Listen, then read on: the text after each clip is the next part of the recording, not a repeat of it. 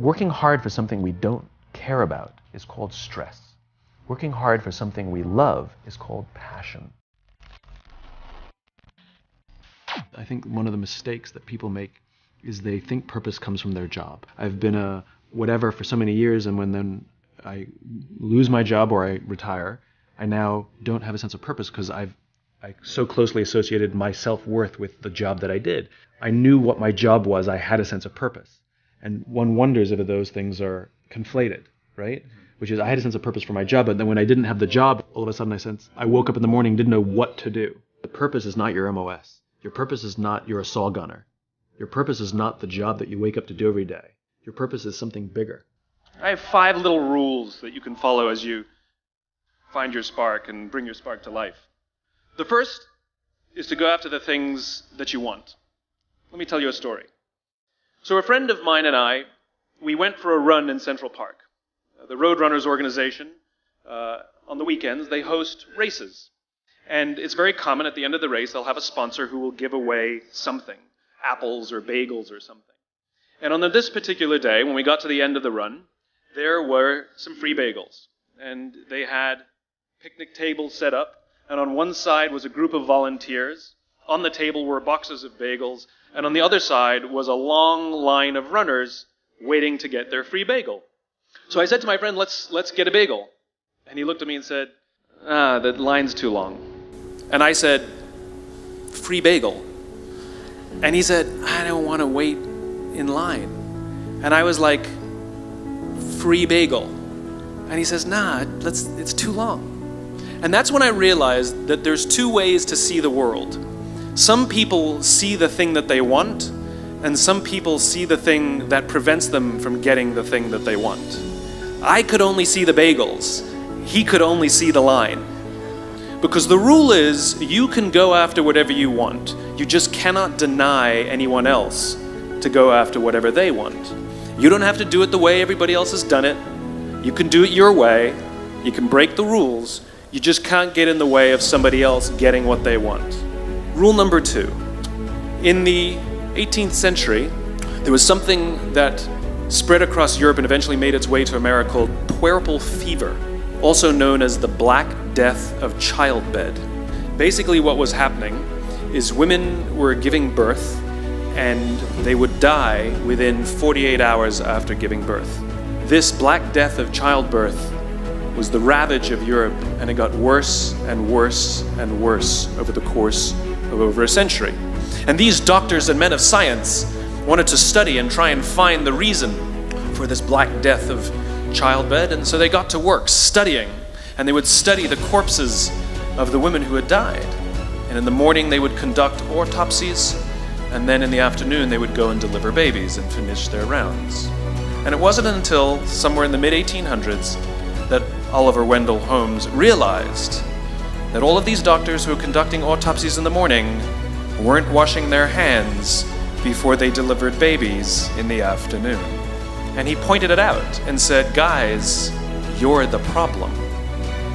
And they ignored him and called him crazy for 30 years, until finally somebody realized that if they simply washed their hands, it would go away. And that's exactly what happened.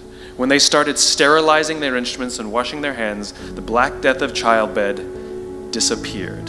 The lesson here is, sometimes you're the problem. Take accountability for your actions. You can take all the credit in the world for the things that you do right, as long as you also take responsibility for the things you do wrong. It must be a balanced equation. You don't get it one way and not the other. You get to take credit when you also take accountability. Lesson 3, take care of each other. The United States Navy SEALs are perhaps the most elite warriors in the world. And one of the SEALs was asked, who makes it through the selection process? Who is able to become a SEAL?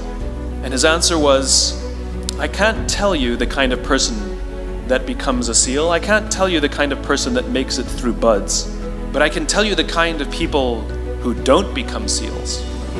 He says the guys that show up with huge, bulging muscles covered in tattoos who want to prove to the world how tough they are, none of them make it through. He said the preening leaders who like to delegate all their responsibility and never do anything themselves, none of them make it through. He says some of the guys that make it through are skinny and scrawny. He said some of the guys that make it through, you will see them shivering out of fear.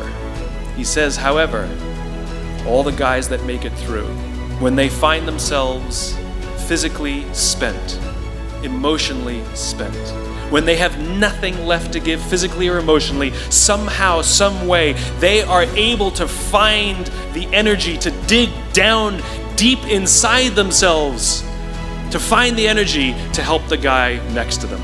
They become SEALs, he said.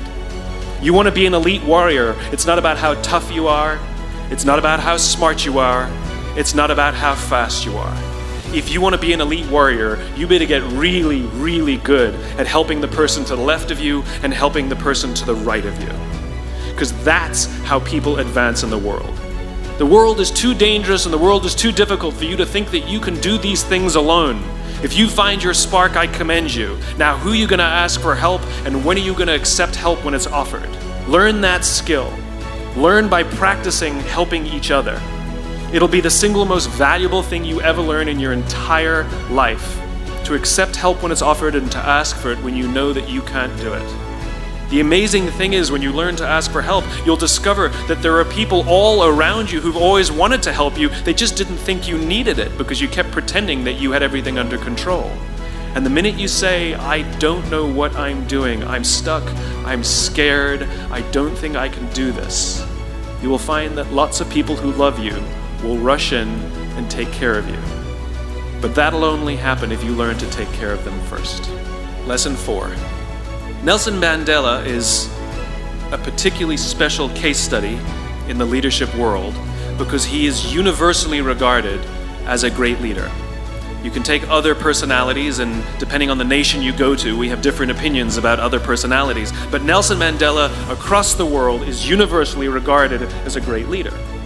And he was asked one day, how did you learn to be a great leader? And he responded that he would go with his father to tribal meetings. And he remembers two things when his father would meet with other elders. One, they would always sit in a circle. And two, his father was always the last to speak. You will be told your whole life that you need to learn to listen. I would say that you need to learn to be the last to speak.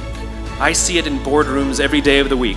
Even people who consider themselves good leaders, who may actually be decent leaders, will walk into a room and say, here's the problem, here's what I think, but I'm interested in your opinion, let's go around the room. It's too late.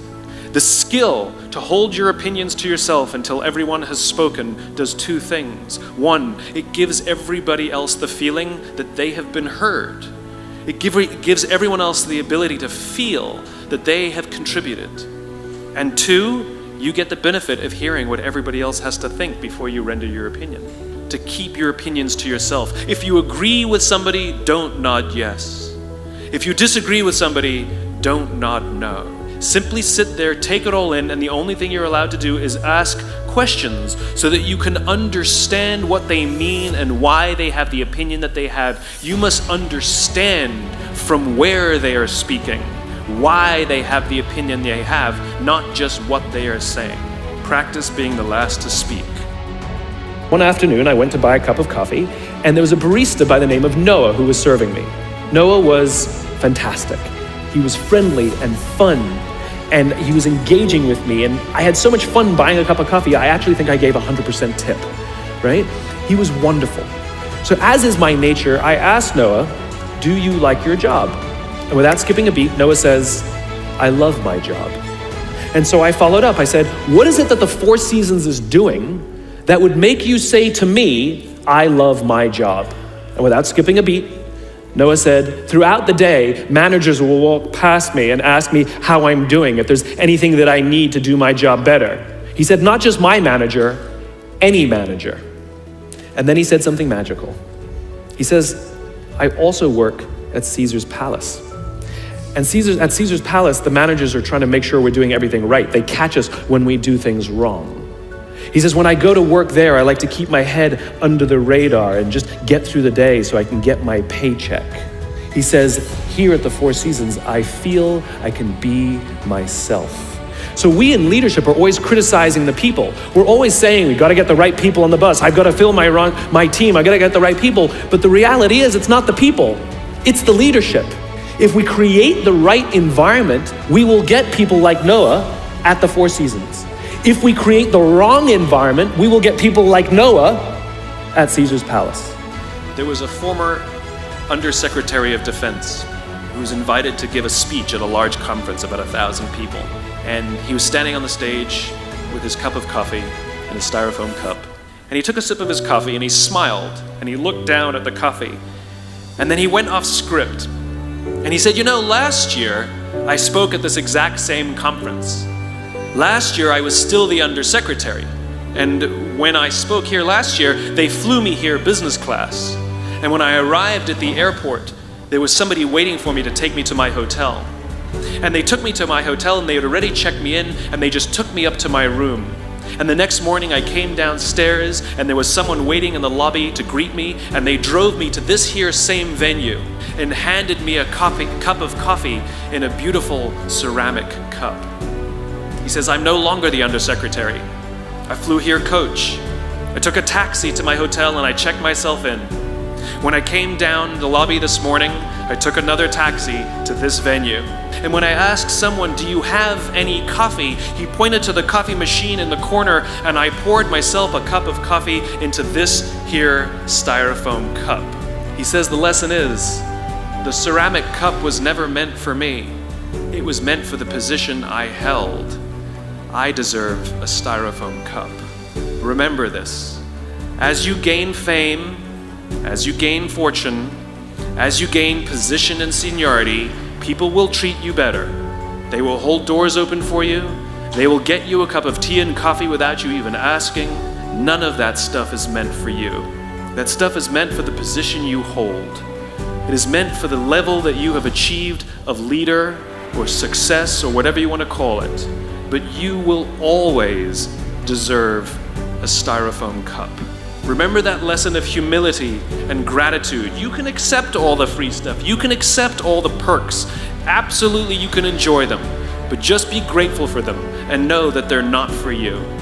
And so I keep meeting these wonderful, fantastic, idealistic, hardworking, smart kids. They've just graduated school. They're in their entry-level job. I sit down with them and I go, how's it going? They go, I think I'm going to quit. I'm like, why?